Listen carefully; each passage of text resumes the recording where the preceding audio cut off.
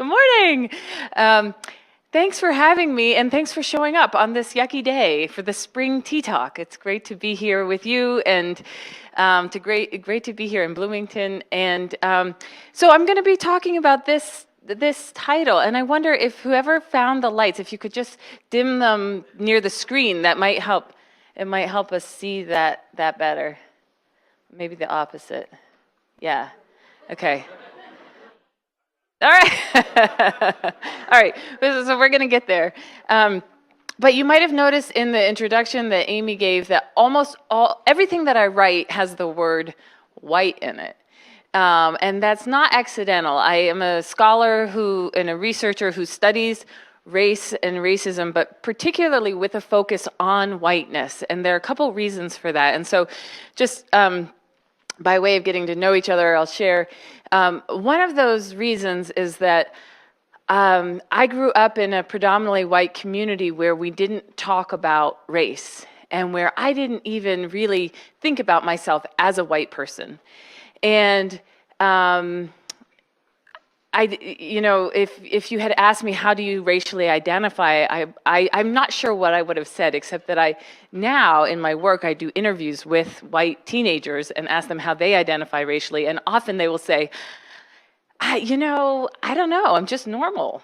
That's the framing that they give, and I don't know for sure how I would have identified, but when I first heard a teen say that, I thought, I bet that's what I would have said when I was 16 years old.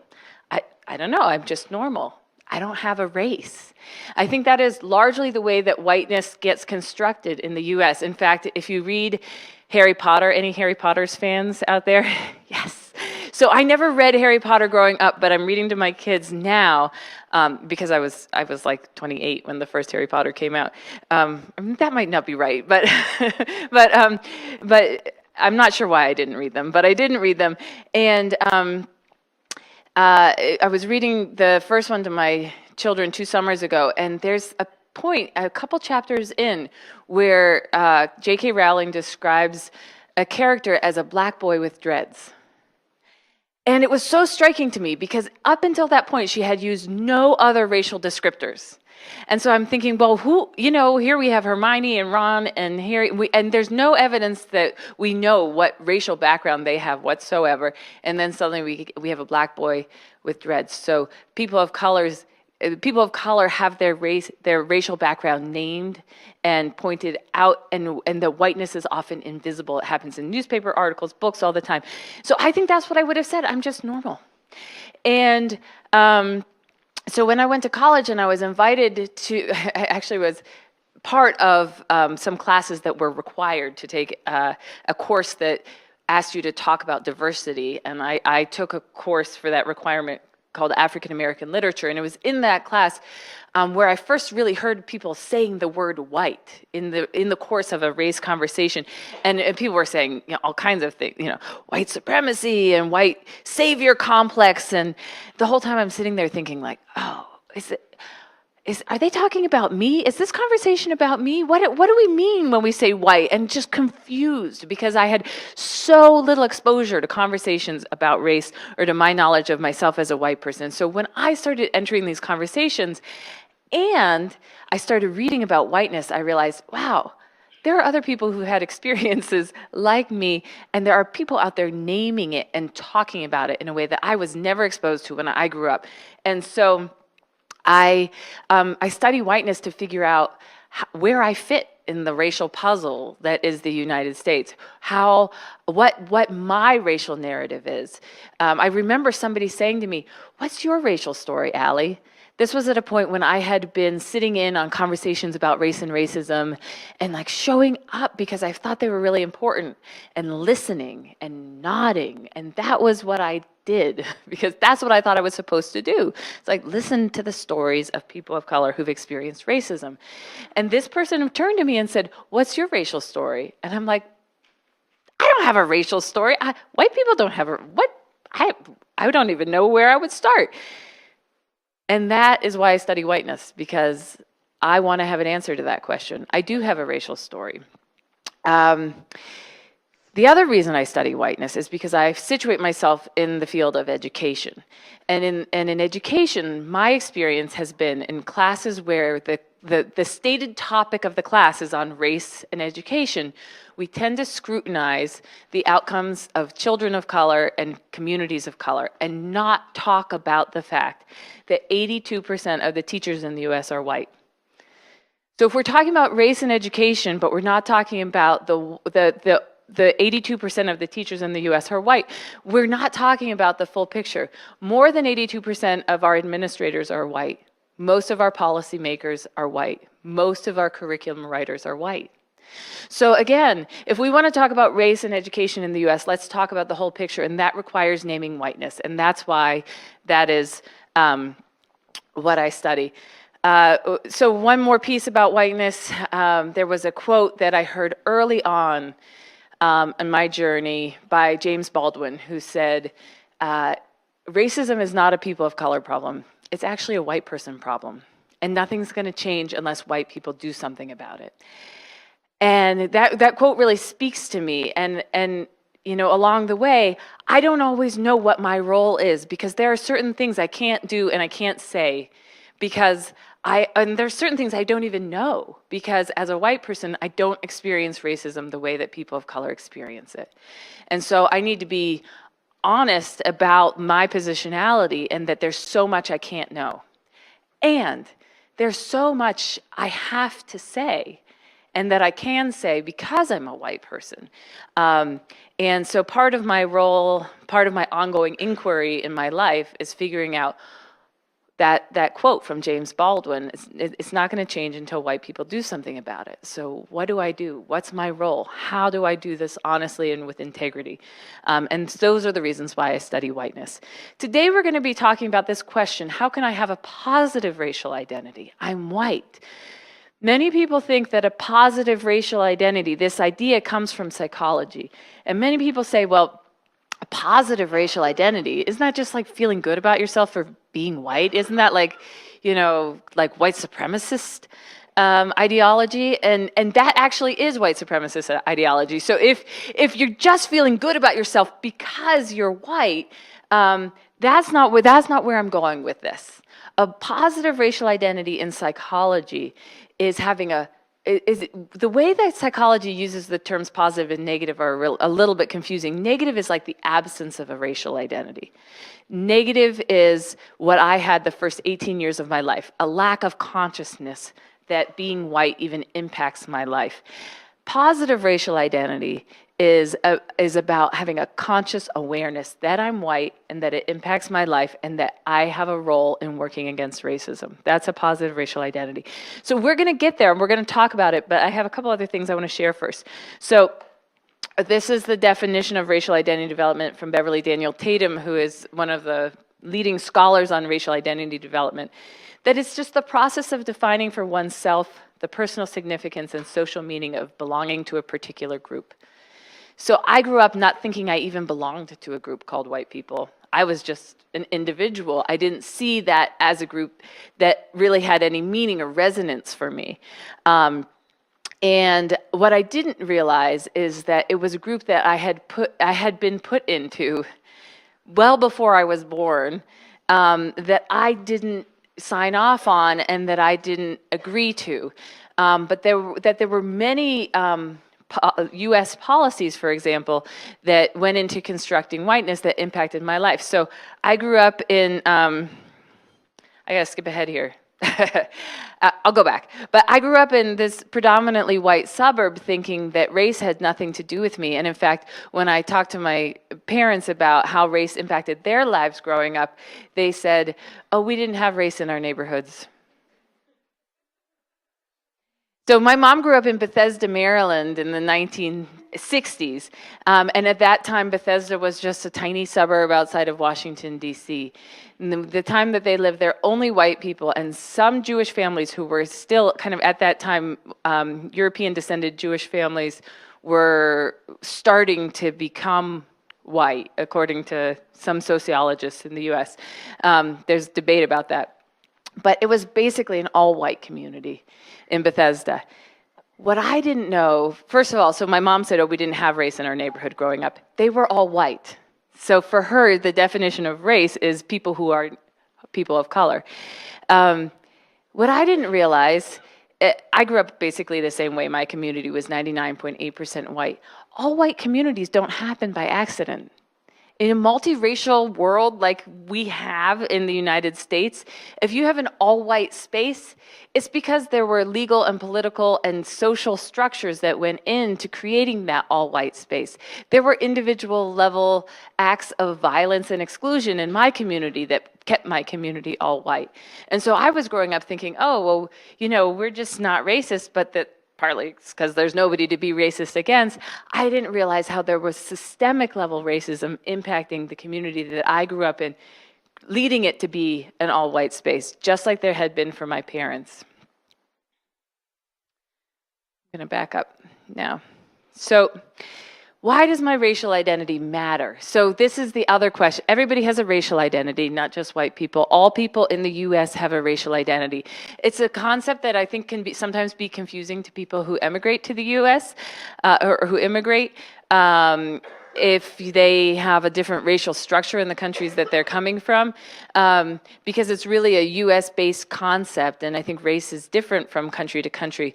But every person in the US, as they do what Beverly Daniel Tatum is talking about, as they navigate the social meaning of the group that they get placed in, as they navigate a society that's so heavily structured by racism, they develop personal understanding of that identity. And so everybody has a racial identity, but why does it matter?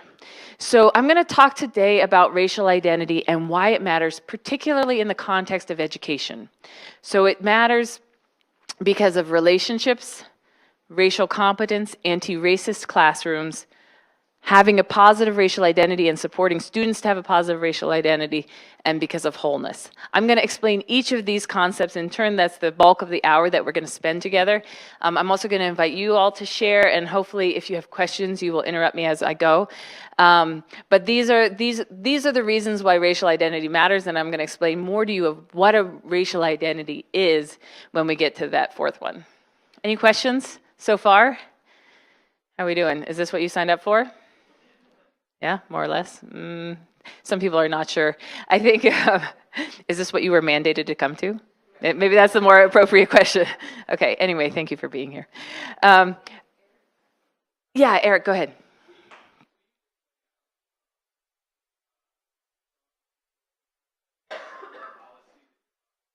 Yes. So let me, I was going to get to that, and I appreciate you saying that. Okay, so let's just take one example. So when I mentioned my parents lived in Bethesda, Maryland, part of how they were able to buy the house that they raised their 5 kids in Bethesda, Maryland. This is not my grandparents' family. This is me and my siblings. That's me in the blue sweater. But when my grandparents moved their family to Bethesda, Maryland, they were able to buy their house because of the GI Bill. And so the GI Bill made it possible for returning GIs to buy houses with federal loans that made it more affordable to be able to pay off your mortgage on a monthly basis. And my grandfather did not have a college education, but because he had fought in World War II, he qualified for this. They were able to buy a house in Bethesda, Maryland in, I think, 1958. For, I think, if I remember correctly, it was $22,000. When they sold that house 300 years later, when they sold that house 30 years later, it had increased in value by $300,000. Okay? So it went from $22,000 to $300,000. Today, that same house in Bethesda, Maryland, this is now, I guess, 50 years later, it was probably $700,000 or $800,000. I mean, Bethesda, Maryland is right next to Washington, D.C., and property there is incredibly expensive today. But at the time, it was affordable. My grandfather was able to buy it. Black families and families of color, families that were not white, were not allowed to buy houses there.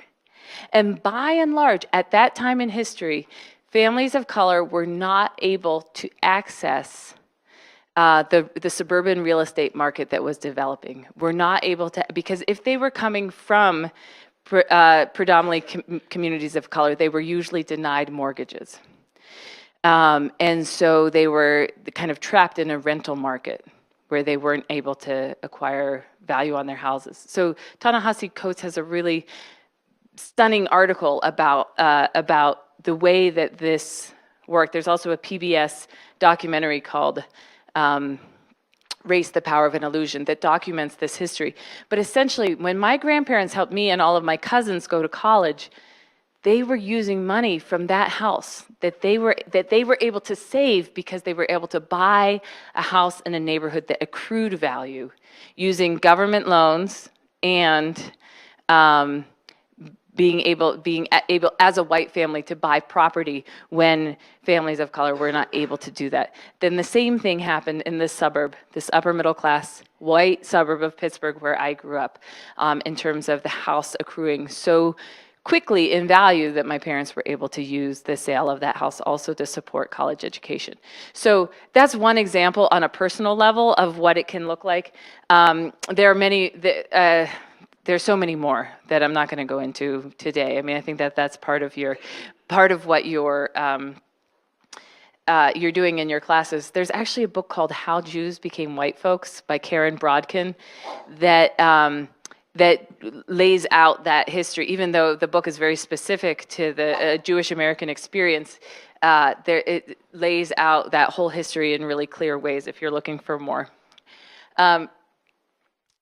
This is a picture of my kids, and I thought I should include them because they're cute. And they're actually 5 and 8. They're at home today. They have a snow day in Philadelphia. But this is the last picture I have of them hugging each other and smiling. So I included it.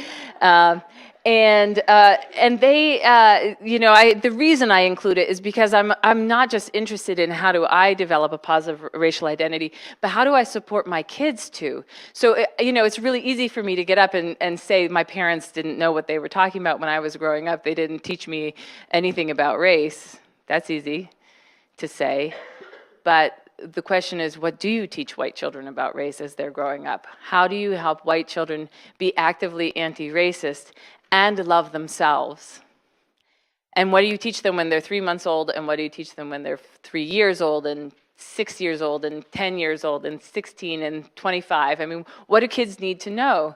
And so that's also an active inquiry that I'm engaged in terms of my writing and research and also my experimentation on my children. Okay, so I want to invite all of you to think about how was race talked about or not talked about in your family. And like I shared in my family, the overall message was we don't talk about race, we don't talk about racial difference. In fact, it's rude to notice racial difference. And still, even a couple years ago, my mom, if she was going to tell me a story about somebody who's Black, I could tell it was coming because she would tell me, you would love this person who just joined our church. She's so tall and beautiful and so intelligent and super kind and just really, she's also Black, but it was like she had to tell me all these positive descriptors before she could tell me her racial background. And sometimes it would be like she would tell me about a Black person who joined her church because she couldn't say it out loud. And what's interesting is I was sharing this at a workshop recently. My co-facilitator, Tony Graves Williamson, was like, oh, you did that too? I was so glad because in my house we talked about white people. And so I was happy to hear that it wasn't only me. But overall, that was the story of if we were going to talk about race at all, it had to be we didn't talk about whiteness. We didn't name whiteness. If we named anybody else's racial background, it was either whispered or couched in terms of many other positive terms, as if being Black it has to be offset by all these positive things because you can't just say Black on its own or it's an insult or something. I mean, there's some deep stuff behind that, I think. We had mythology in our house. I don't think it came from our house, but from our community. So in my community, there was all this suburban legend, we could call it suburban legend, of the Black communities in Pittsburgh. So, and my story ends up being very white and Black because of the racial makeup of Pittsburgh, and that's not going to be true for everybody else's. But in Pittsburgh, there's a predominantly Black community called the Hill, where almost all of August Wilson's plays took place, and we never went there.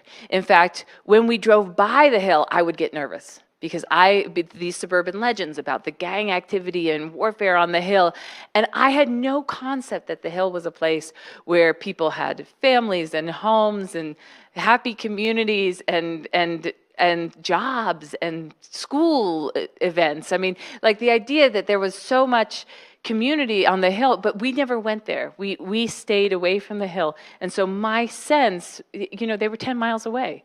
My sense was Black communities are dangerous, white communities are safe. That was the kind of message that I got just through silence and through the actions of my family. And I would say that it actually extended to Black communities are unsafe and Black people are unsafe. White people and white communities are safe.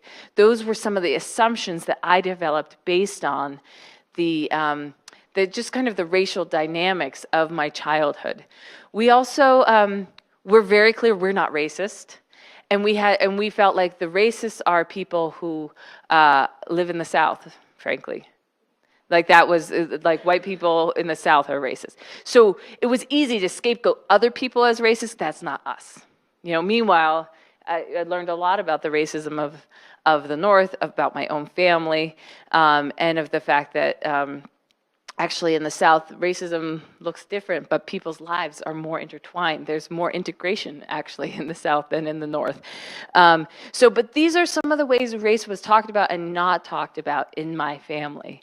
And I want to give you a chance to talk about that as well. I know that there are people who have to leave at different times because of their schedules. So I just, I saw 2 people had to already get up. So I just want to say, if that happens, know that we all understand. It's no problem. I know there's a whole class that has to leave at some point. So that's going to happen. But the rest of us will just carry on as we can. So I want to give you the opportunity to talk to one other person, and the invitation here is to actually stand up and go find somebody you didn't come in here with. I'm going to give you 4 minutes, so you have 2 minutes to share for you and 2 minutes to listen to your partner. So this means you really should have one partner. The invitation is to... All right, everybody. So I'm no pressure here, but I'm just curious if a few people are willing to share. How did that feel to share that part of yourself with somebody else? How was that? Yeah, go ahead. Yeah.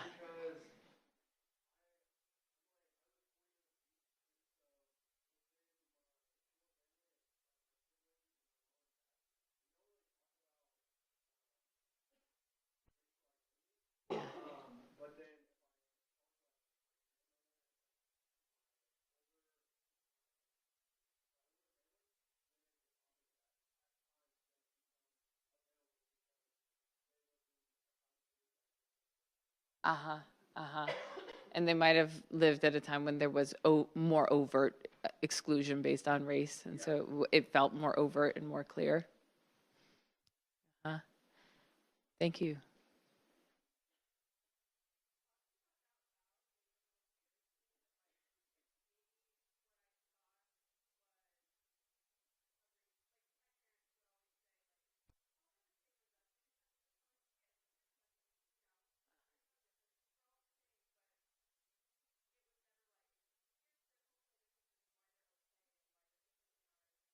Yeah. Yeah.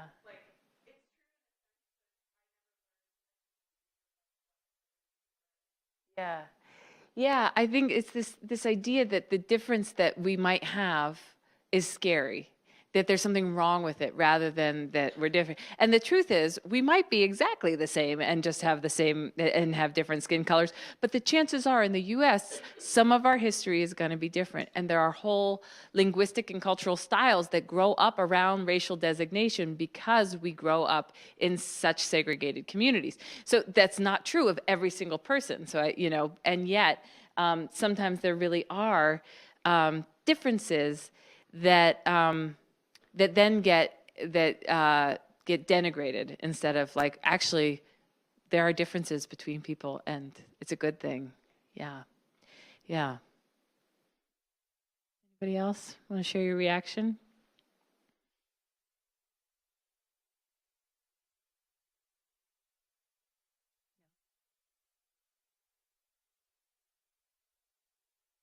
Does anybody want to share a message that you got? Again, no pressure. Yeah.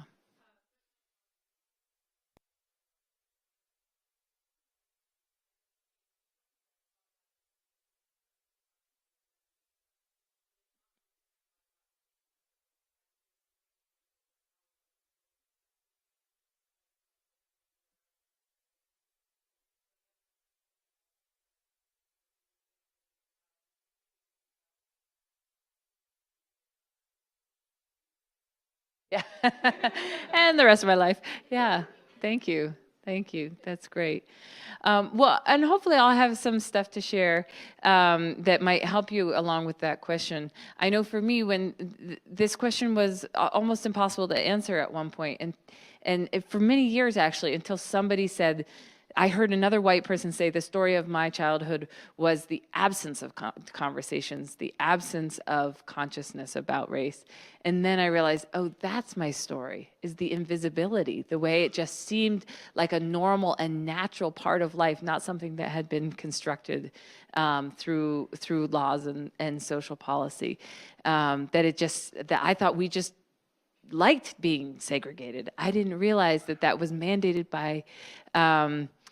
by governmental policy, not mandated by governmental policy, that was the result of governmental policies.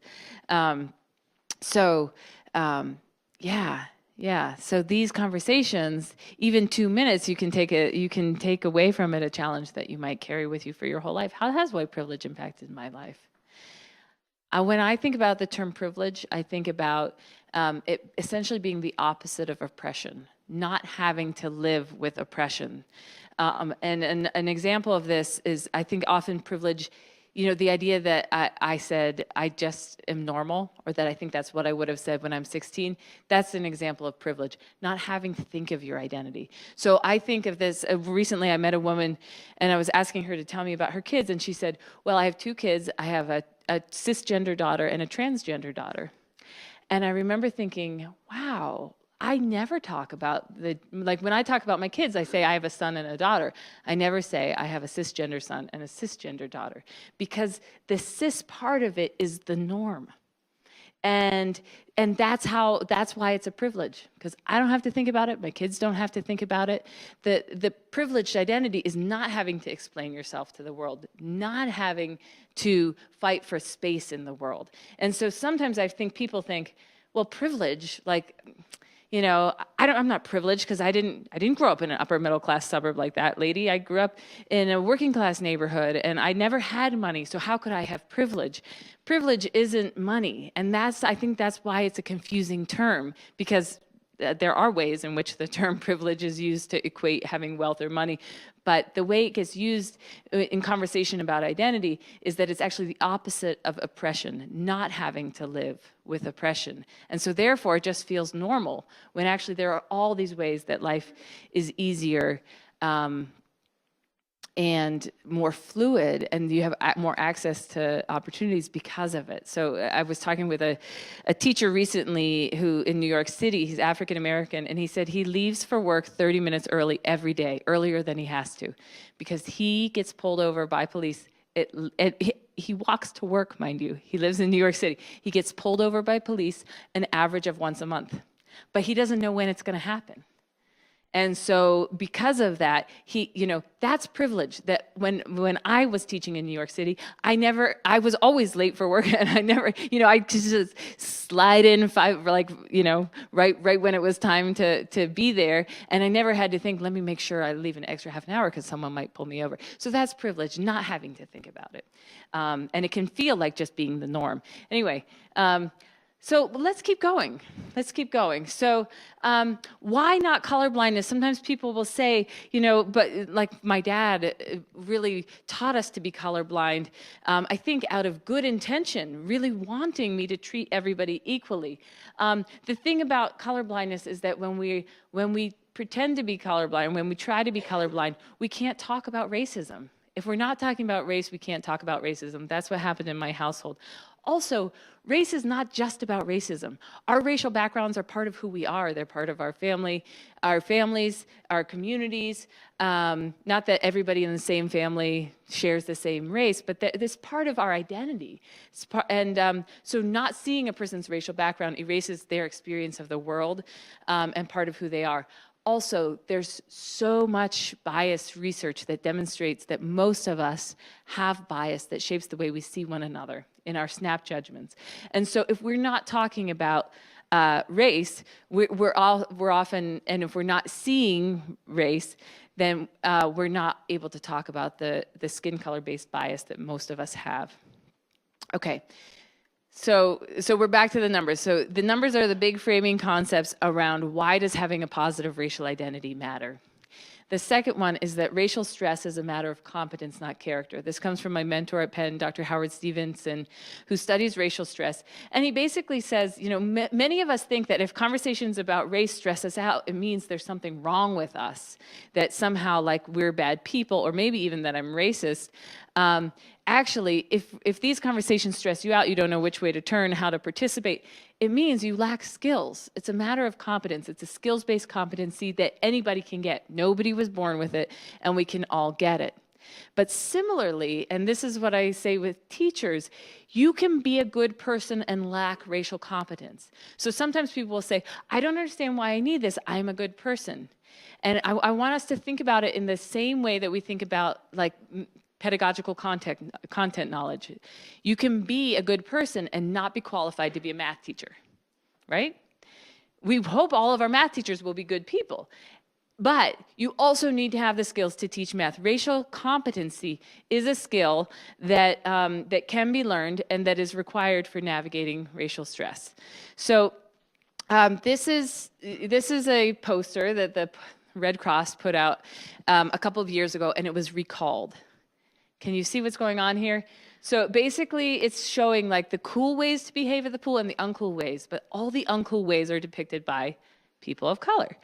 And so this poster was released to pools all over the country before somebody noticed this and said, we can't do this, particularly in the context of a country where people of color have been excluded from swimming pools. This is a problem. And so when I think about racial competency, I don't just think about it for teachers, I also think about it for students, that racial competency is a 21st century skill. And so for anybody here who's going to become a teacher, I think part of what we need to be teaching the kids that we're working with is to have the racial competency to navigate 21st century society. And so when I look at this, I think, are the teachers, or are the students that I'm teaching able to see what's wrong with this poster, first of all? Could they sit in a boardroom and look at this poster and then see what's wrong and then speak up and say, there's something wrong with this. I think we should rethink this. Would they be able to say it in a way that other people would be able to hear it?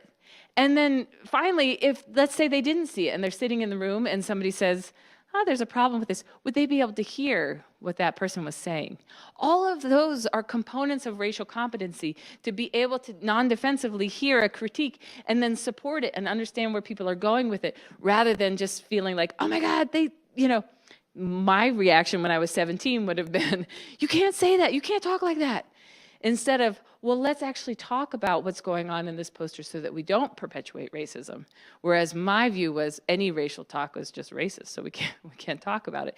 So for teachers, I'm asking Do you have this racial competency, and would you be able to support students to develop this racial competency? Part of what's involved here is distinguishing between racist talk and racial talk. This framework comes from anthropologists Howard Wynant and Michael Omi. Am I getting that right? Michael Omi and Howard Wynant, yes. Yes. And they differentiate between racist, thank you. Sometimes I reverse their first names and last names. They differentiate between racist talk and racial talk. That racist, so when I was growing up, all talk race, any mention of race was racist. So I remember working at a camp, and I was in charge of passing out the bread one day. And so the kids are coming up, and I'm like, white or brown, white or brown, white or brown, you know. And of course, one of the 12-year-olds is like, Allie, that's racist. You can't make us choose between white and brown. And I'm like, this is bread. We're talking about bread. Give me a break. But it actually, I still remember it because I think it hit me pretty hard being accused of being racist. And this was pretty common in my childhood. Any talk about color or anything is racist. And part of where we want to get is to be able to distinguish between talk that perpetuates racial hierarchy and stereotypes and demeans, and then racial talk, which actually makes it possible for us to talk about race and racism, to dismantle racism, and then talk about our identities. So part of racial competency building is recognizing that race is a social construction. So again, we are not actual different races. This is the crazy thing about having this conversation. The reason why I think it's really important to say this is that we talk about it like we are different racial groups and like that's some kind of biological category found in nature. These are categories that were made up. And so there's actually no biological basis for race. And the reason why I want to make sure to say that, even though many of you probably know that, is that when we have anti-racist conversations, we risk reinscribing these categories as actual biological realities, which they're not. So an example of this is in the Jim Crow South. In order to be black in one state, you had to be a quarter black, which means one grandparent had to be black. In order to be black in a neighboring state, you had to be 1/16 black, which means one great-grandparent was black. What that means is you could cross state lines and your racial designation would change. And as we know, with it, everything else changed because your racial designation determined where you could, whether you could vote, whether you could go to school, what school you could go to, whether you could hold public office, what door you could go into in a public place, the front or back. I mean, it was everything. And yet your racial designation could change just by crossing state lines. That's what we mean that when we say race is a social construction, there's not clear definitions for what is somebody's race or not their race. And it's actually constantly changing. The racial categories on the census has never been the same from census to census because the way we define race keeps changing. So I put this up here with a picture of Santa Claus because, incidentally, there are other things in our society that are also social constructions. And we still have to talk about them. The fact that it's a social construction, the fact that it's not a biological reality, does not mean that we don't have to navigate them and talk about them and sometimes pretend to be them. In the case of Santa Claus, there are a lot of ways we work with social construction. Money's a social construction too. I mean, if I give you 10 tens and you give me 100, we think that's a fair exchange, even though really I'm giving you 10 pieces of paper and you're only giving me one. Is that really fair? Yes, it's fair because we agree on the meaning of what the numbers signify. And so race is a social construction. It's not a biological reality. A foundation of white supremacist ideology is that we are biologically separate groups and and that white people are biologically superior to people of color. That is foundational to white supremacist ideology. So I don't want to perpetuate that ideology by talking about race in a way as if it's permanent or biological. Okay, so also just for your reference, when I think about racial groups in the US, I tend to think about these as kind of the large racial groups. These are not the same groups that are listed on the census, but when we talk about race in educational literature, we often talk about Asian American, African American, Latino, Native American, and white. Those are the big catch-all categories. We often forget to talk about multiracial as sometimes a group unto itself, and transracial adoptees who have a very particular relationship to race. I think our goal in general should be to strive to speak accurately about students and their families, about one another, to listen for people's racial designations. But when I'm thinking about, when I talk about race, these are what I tend to think of as the racial categories, because that's what shows up in education. Okay, how are we doing? Yes, go ahead.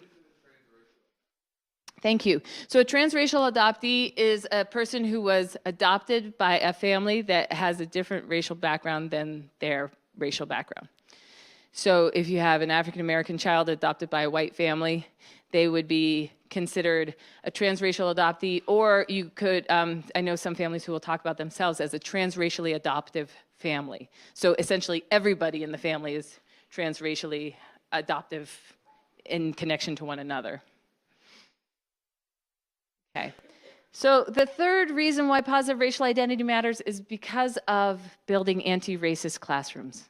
So this statement says a multicultural curriculum is not sufficient for building an anti-racist classroom. This is an idea that I developed in collaboration with teachers that I was working with, and essentially I was working with white teachers who were making changes in their classroom to the curriculum and wondering why they were still doing things that were upsetting to families of color.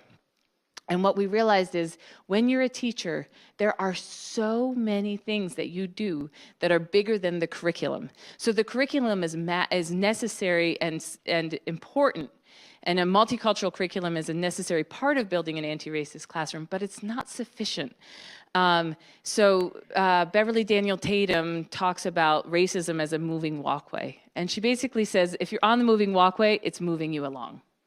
And you don't have to do anything. If you want to actually work against racism, you have to walk actively against the flow. So if you can picture yourself on one of those walkways at the airport, you have to walk the opposite direction of everybody riding along if you want to do something. This is a picture of my daughter's Valentine's that she brought home last year. And this wasn't the whole box. There were also other candies and other things. But when she was taking out the Valentine's from her collection, she was so excited. She's like, Mom, everybody gave me a Valentine.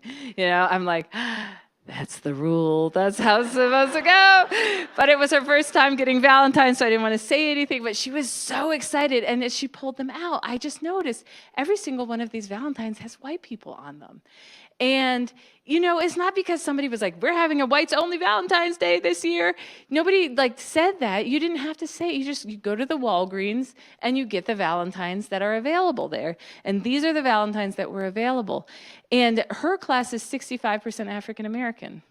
So, I just noticed it. And it's one of those things where, I was thinking, really, on Valentine's, what is the message you get? Because you get superheroes and princesses. It's like, who's beautiful? Who's a hero? Who can save the world? White people. This is the unconscious message I get from this collection of Valentines. And again, it's not because of anybody kind of consciously trying to make that happen. It's because we live in a society that has, by and large, been constructed around a white norm, an invisible white norm. And we don't see it, and we don't name it, and we don't talk about it. So if we want to build anti-racist classrooms, we have to be able to see it. This is just one tiny example in the context of the thousands of things that happen in a classroom every day. So here's another example. So these are statistics from 2017. What percentage of books have African American protagonists? What do you think? Children's books.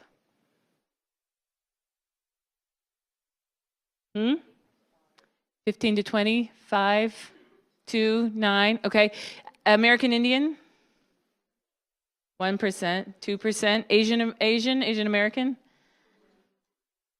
3. Latino? 5. White? All right, we got to work on our math here. 98. It's a good guess. 98. It doesn't add up with all our other numbers, but it's a good guess. All right. So it is exactly what it seems like. Okay. So here's what it was as far as in 2017. In 2012, the white was 92%. The white protagonist. So it's changed, and it's still changing. But what does this mean? So 9% of books have an African American protagonist. What if I'm an African American boy? Then it gets knocked down to 4.5%. What if I'm an African American boy with 2 moms? What if I'm a transgender African American boy who wears glasses? So how many, if you get 2,775 books from your group every year, the chances that there are going to be iterations of your particular constellation of identities represented in some of those books are much better than if there's 340 a year. And one of the things that we know for teachers is that it's our job to put windows and mirrors in front of kids. So right now, in this country, white students have a ton of mirrors. They have a ton of books that reflect their identities. These are some of the books that my kids read. And they're just countless, some really awful books, but countless ways in which they see mirrors of themselves. But white kids have very few windows onto the lives of people who are not like them. And that's part of why white people have so little exposure to people who are racially different from them. I mean, also in their books. Kids of color have tons of windows onto the lives of people who are not like them, specifically white people. In fact, this is Marley Diaz. She led a campaign to get 1,000 black girl books when she was 11. She said she was tired of reading about white boys and their dogs. And so she did it. She got 1,000 black girl books, but that was when she was 11. Do you know how quickly kids read books? She's going to have to do it again when she's 12. Bye, everybody. Thanks. Thanks for being here. She's going to have to do it again when she's 12. She's going to have to do it again when she's 13. And it's hard. It's hard to find 1,000 black girl books given the statistics. But so we as teachers need to be conscious that this is the world that we're teaching children to read in. This is the world with this statistic. And that's not our fault. And yet, if we want to create anti-racist classrooms, if there's going to be only 72 American Indian books and I'm teaching American Indian students, I have to find every single one of those books. And they're not going to be easy to find, and I'm going to have to do it. All right. So I'm going to share a little bit of research from this book, The Guide for White Women Who Teach Black Boys, along the same line of building anti-racist classrooms. And it's by sharing some of the implicit bias research. This comes from a chapter in that book by a woman named Diane Finnerty. And has anybody taken this implicit bias test at Harvard website? A bunch of people, okay. So you can take an implicit bias test. If you just Google implicit bias Harvard, it will come up. It'll help you measure your implicit bias. And essentially, the test measures your associations. So it says, is it easier to associate white people with good things and black people with bad things? Or is it easier to associate white people with bad things and black people with good things? And basically what it does is it tests your time against your time. Which one are you faster at? And on which one do you make fewer mistakes? So it's just, and there are a number of tests. There's another one. Is it easier to associate Asian Americans or white Americans with American places or foreign places? So if you had no bias, it would take the same amount of time. But there are a number of implicit bias tests that they've done in controlled studies that impact teaching. So one of them is that when they put preschool teachers in front of a TV and say, watch this 2-minute video, keep your eye on the troublesome child. The preschool teachers keep their eye on the black child 42% of the time, even though he's 1/4 of the group. So if it were fair, they'd be keeping their eye on the black child 25% of the time. But they keep their eye on the black child 42% of the time, even though there are no problematic behaviors in the video. That's, psychology, they always have these like tricks to their experiments. It's like the gotcha, that's the gotcha. After seeing a black 5-year-old boy's face and a white 5-year-old, okay, I wrote this up wrong. Undergrads more quickly and accurately identify the gun as a gun and misidentify the toy as a gun after seeing the face of a black 5-year-old boy. This is a child.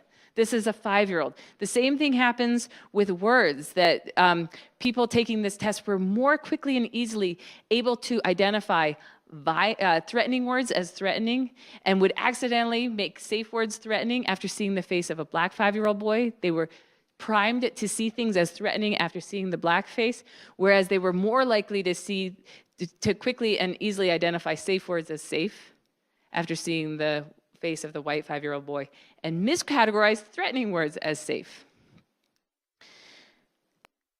Black children represent 42% of suspensions nationally in preschool enrollment. They are only 18% they're only 18% of the enrollment, but 42% of the suspensions. So some of these things, it's like you can't actually disconnect the statistics from the bias tests. White female undergrads tend to view black boys as older by 4.5 years and less innocent than their white peers. So how are you going to react to a child who's 6, but you think he seems like a 10.5-year-old? And when you put this together, when you put this research together with the mistaking a toy for a gun, you start to see how Tamir Rice was killed in Cleveland, because Tamir Rice was a 12-year-old playing on a playground. And somebody called the police and said, there's a kid here playing with a gun, but it might be a toy. And the police came in and shot him almost instantly when they arrived. So what happens when the police see a 12-year-old as 16 and a half and quickly misidentify a toy as a gun?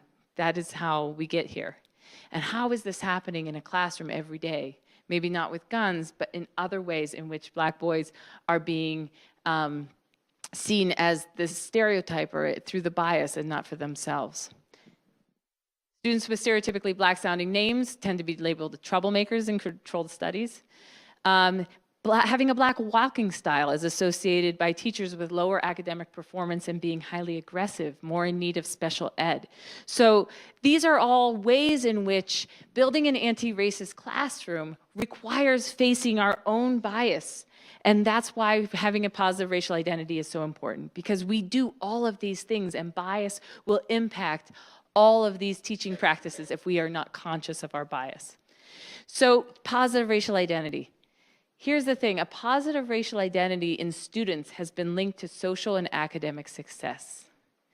So this is an example of students demonstrating a positive racial identity. These are young men, they're about to graduate from Harvard Medical School. This was right when Trayvon Martin was killed.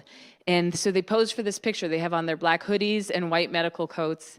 And their sign says, "They tried to bury us. They didn't know we were seeds." And essentially they're saying, we know the world didn't expect us to be graduating from Harvard Medical School. We are black men, and we are Harvard medical doctors. And both of those things are possible. But a lot of people didn't see that. And then when I see their sign, I think they tried to bury us. So who tried to bury you? Because I'm sure they might be thinking about police, but how was I one of those people? How many black boys have I taught that I didn't look at and think, you're going to go to Harvard Medical School one day? You know, that I didn't see that in their future. So this is why a positive racial identity is so important in students, because part of what they're doing is they're able to see what people expect and don't expect of them and navigate them and continue to persist through it. Other examples of a positive racial identity, these are some young women who all have the same last name. And in their yearbook, they could choose one word. So they coordinated and chose, "We are not related." It's a way of navigating some of the assumptions the world has of you with humor, so that it doesn't hold you down. This is a photo. I wanted a photo of a white person demonstrating a positive racial identity. I don't think white people have to be marching and holding signs in order to have a positive racial identity, but I do think they have to get to the fact that being anti-racist is good for all of us, that Black history is part of everybody's history, that Korean American history is part of everybody's history, that being pro-Black being pro being pro people of color doesn't make you any less in favor of yourself or white people. It's not anti-white. It's about justice. It's about making sure all lives are valued. And I don't even mean to say all lives are valued. You know, it's like these phrases are also loaded in meaning. But being pro-black is something. I remember interviewing a young white woman, and she said that she had been with a group of white peers. She was like a junior in high school, and she called out a friend for using the N-word. And they were like, well, what do you care? You're white. And she said, yeah, and racism offends me. It was so clear to her, racism offends me. And I thought, but so many of us don't grow up learning that we too can be offended by any dehumanization of other people in our community. So that's an example of a white person with a positive racial identity. This is a young man from the University of Ohio. We're a Culture, Not a Costume campaign. And he's holding up a stereotypical picture of a Mexican person. He's Mexican American, and he's saying, "This isn't who I am. This is not okay," and asserting his individual identity, which is separate from the stereotype. So, racial identity development comes in many different frameworks. This is a framework from Gerald Wing Sue, who's at Teachers College, who developed a racial and cultural identity development framework for people of color. There's also a Latino identity development framework, a Black racial identity development framework, which came from Bill Cross at Cornell. This is one of the first ones. This is Maria Root's framework for how biracial and multiracial people navigate border crossing, and Asian American identity development. The reason why I'm flying through these is because all of them have been consolidated in this one, the Racial and Cultural Identity Development Framework for People of Color. I'm not going to go over that right now. I just want you to know that these exist, and there are whole books and chapters written on them. I'm going to talk about white racial identity development because this is where we started. Why does it matter for me to have a positive racial identity?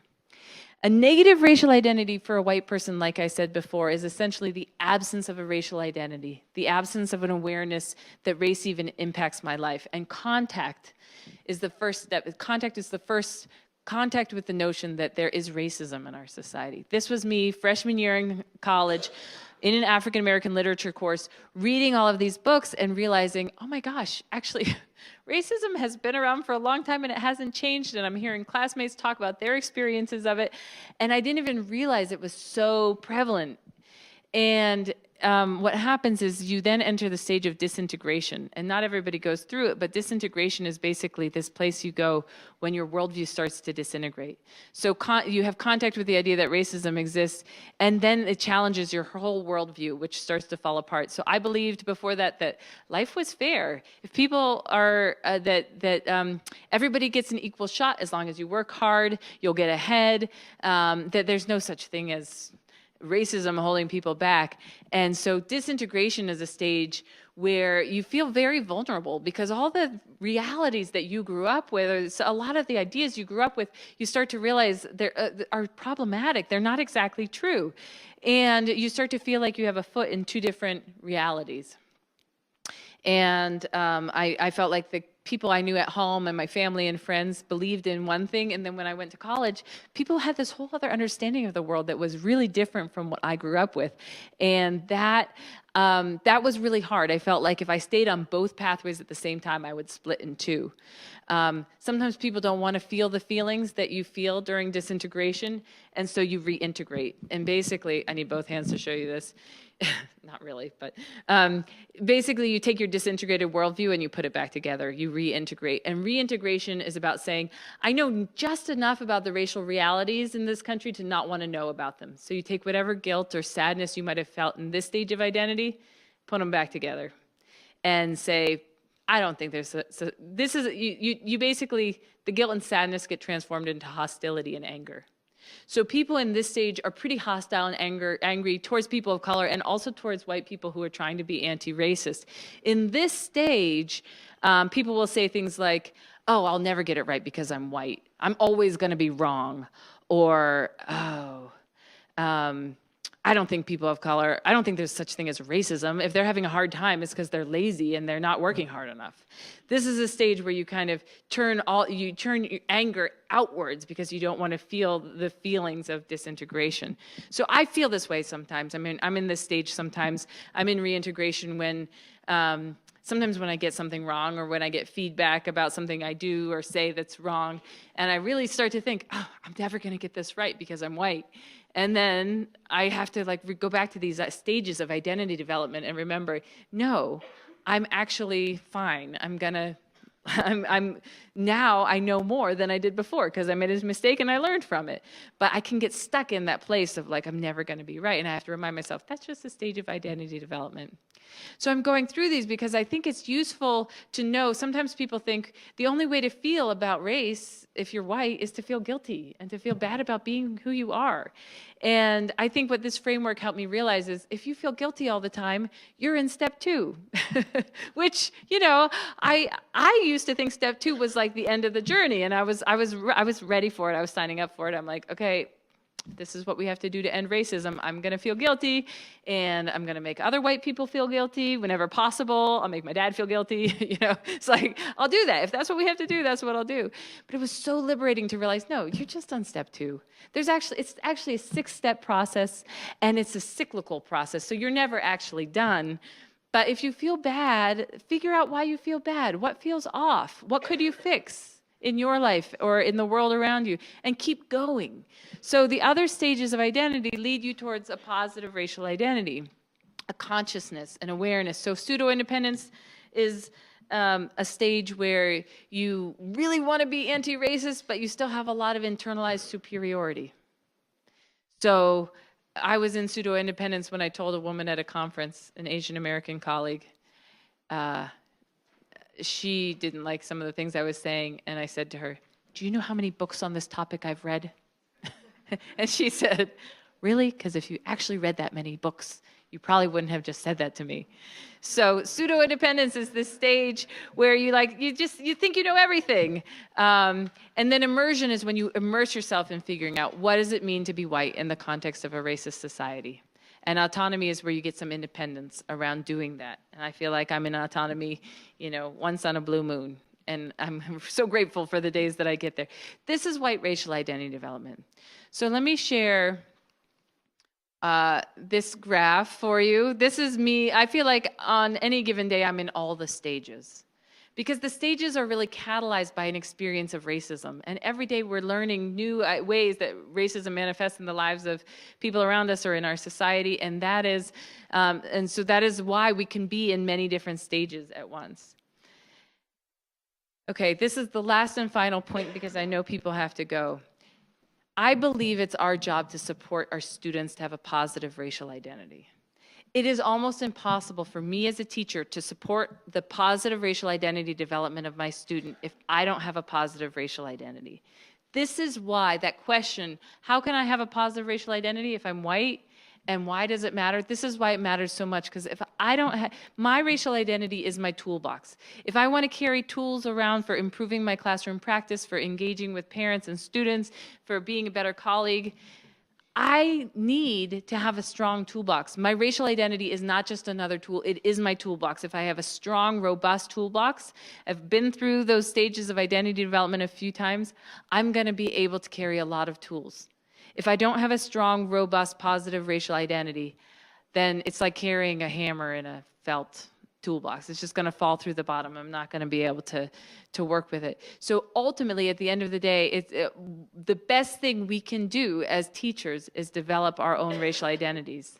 They say that if the teacher has a strong positive racial identity and the student, wherever the student is, that's a progressive relationship. You're going to be able to meet the student where they are. If the student is further ahead of the teacher in their racial identity development, they're going through processes the teacher has never been through, that is what we call a regressive relationship. And we want to be in progressive relationships. So I'm just going to close here. That for me, the goal of all of this is the pursuit of wholeness. that racism fractures us. It fractures our communities, it fractures our cities, our classrooms, and ourselves as individuals. And the goal is to pursue a wholeness of community and of self and of relationship that would be there if it weren't for racism. I think this is important to say because a lot of people believe that these conversations are just about feeling guilty or feeling sad or getting angry or having conflict. And all of those things can come out when we have conversations about race. They do. But if we know that they're just one step on the journey towards something way better, a journey towards wholeness, a journey towards beloved community, then I think we'll be more willing to stay in it, work through some of those feelings and emotions and conflicts, and get to another side where each of us can show up and be our whole selves. I'm going to put my contact information up here if you want to be in touch with me, and I'm going to close there. Thank you all for staying till the bitter end.